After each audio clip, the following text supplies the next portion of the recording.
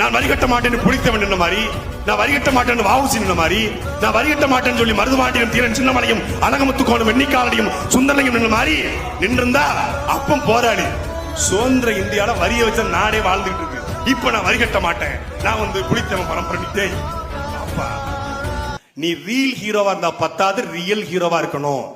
திரைப்படத்துல சமூக நீதி பேசினா பத்தாது, நீங்கள் உண்மையிலேயே நாட்டுக்கு வருமான வரி கட்டணும். இது ஒரு தேச துரோகம். நான் சொல்லல, நீதிபதி சொன்ன கருத்து.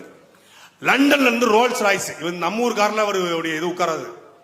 லண்டன்ல இருந்து ரோல்ஸ் ராய்ஸ் இறக்கி அதுக்கு வரி கட்டணும்ல, கட்ட மாட்டேன்.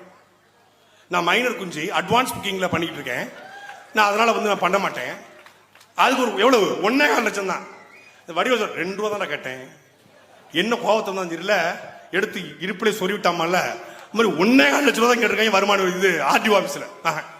நான் கட்ட மாட்டேன். எங்க பரம்பரையே ஒரு மைசூர் மகாராஜா பரம்பரை, குவாலியர் சாம்ராஜ்யம். நாங்க எங்களுக்கு வரிகட்டிய பழக்கம் இல்ல. நாங்க வரிகுடா இயக்கத்தை சார்ந்தவர்கள். அதனால இது நீ சுதந்திரத்துக்கு முன்னாடி பண்ணியிருந்தா நீ போராளி.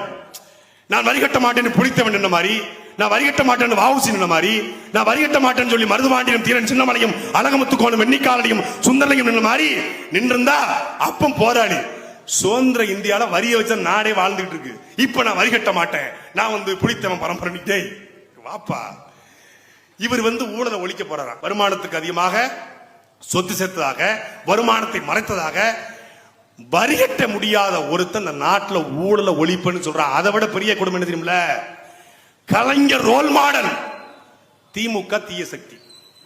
ஜெயலலிதா ரோல் மாடல், அதிமுக ஊழல் சக்தி. கலைஞர் நல்லவர், திமுக ஒழிக்கணும். ஜெயலலிதா எம்ஜிஆர் நல்லவங்க, அதிமுக ஒழிக்கணும். யாருப்பா நீ? எப்பா